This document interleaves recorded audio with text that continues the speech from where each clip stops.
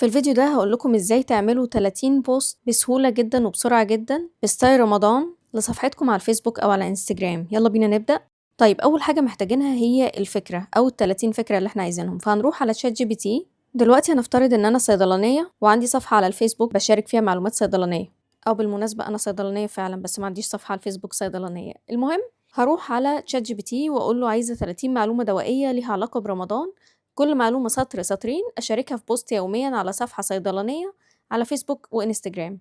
زي ما أنت شايف هو هيدينا 30 معلومة. طب لو أنا عايزة معلومات أحسن هو بيقول لي أهو ممكن يديني 30 معلومة أكثر إثارة للانتباه علشان تزيد التفاعل والمشاركة، فأنا هقول له تمام، دول 30 معلومة تانية كده حلو جدًا. طبعًا اتأكد المعلومات مظبوطة وما فيهاش حاجة غلط، عايز تعدل عليها طبعًا عدل زي ما أنت عايز.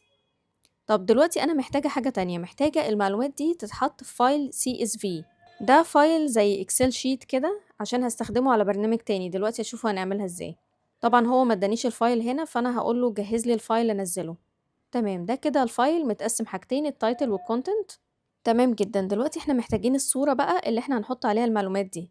هاقول له عايزة تصميم واحد لواحد اللي هو مربع يعني، template لصورة البوست وتكون مناسبة لرمضان والصيدلة ومستوحاة من الصورة دي. طبعًا دي شوية صور أنا جبتها منين بقى، من على Pinterest.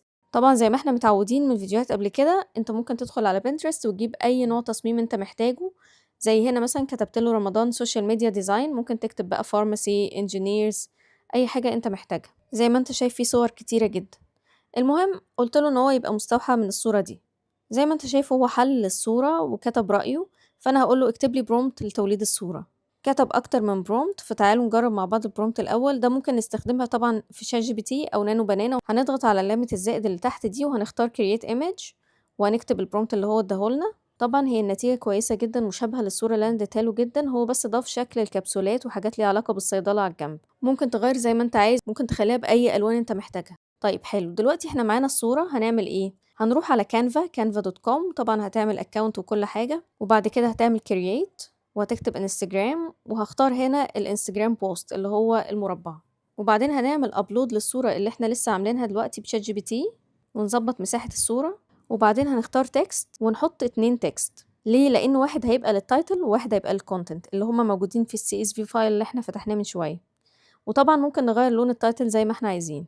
طيب بعد كده هنعمل إيه، هنروح على apps وهنكتب bulk في الsearch وهنعمل enter وبعدين هنلاقي bulk create هنختارها، وبعدين هنعمل upload data اللي هو ملف الCSV اللي إحنا قُلنا عليه. زي ما أنتم شايفين هو متقسّم جزئين، جزء الtitle العنوان والcontent اللي هو الكلام اللي هيبقى مكتوب تحته. تمام، هنعمل upload لده وبعدين هنيجي على الكلام اللي فوق ده اللي إحنا عايزينه يبقى title، هنختار ال3 نقط دول وبعدين نضغط على connect data وبعدين نختار title اللي هي في الCSV، وبعدين هنروح على الكلام التاني ونختار ال3 نقط تاني ونعمل connect data ونختار content. بالمناسبة هو مش لازم يكون title وcontent، هو ممكن يكون content بس، يعني جملة واحدة بس مكتوبة. في الحالة دي طبعًا لما تيجي تعمل الtext تعمل text واحد بس مش 2 زي ما إحنا عملنا، وممكن كمان تضيف logo لو عايز اللوجو بتاع الصفحة بتاعتك أو الشركة بتاعتك تكون موجودة على كل post. وبعدين هنعمل continue هتلاقيه كتب على الشمال هنا ال30 جملة اللي المفروض يتكتبوا، وبعدين هنعمل create 30 design. فوق هنا كتب view design هنضغط عليها، هنا هتلاقي خلاص ال30 بوست اتعملوا في ثواني. طبعًا الكلام ممكن تلاقيه مش مضبوط، ممكن تغيّر حجم الكلام وتعدله زي ما أنت عايز، مش هياخد منك ثواني لل30 بوست. وبعد ما تخلّص تعديل تضغط على share من فوق وتعمل download لل30 بوست، هتلاقيهم طلعوا في ملف مضغوط، فُك الضغط هتلاقي ال30 بوست موجودين قدامك وجاهزين للنشر. وطبعًا تقدر تغيّر الdesign زي ما أنت عايز، يعني ممكن تعمل مثلًا 5 بوستات بشكل معيّن بtemplate معيّن و5 تانيين بtemplate تاني، يعني تستخدم مثلًا 5 templates وتغيّر ما بين البوستات بحيث الشكل يكون مختلف كل يوم. وممكن طبعًا تضيف اللوجو بتاعك للtemplate قبل ما تعمل منه ال30 بوست بحيث كل البوستات يبقى فيها اللوجو بتاعك. ده بمنتهى البساطة إزاي تعمل 30 بوست في أقل وقت ممكن. لو عايز تتعلم أكتر إزاي تستخدم الذكاء الاصطناعي في إنك تعمل محتوى، انضم لنا على الcommunity هتلاقي اللينك تحت الفيديو.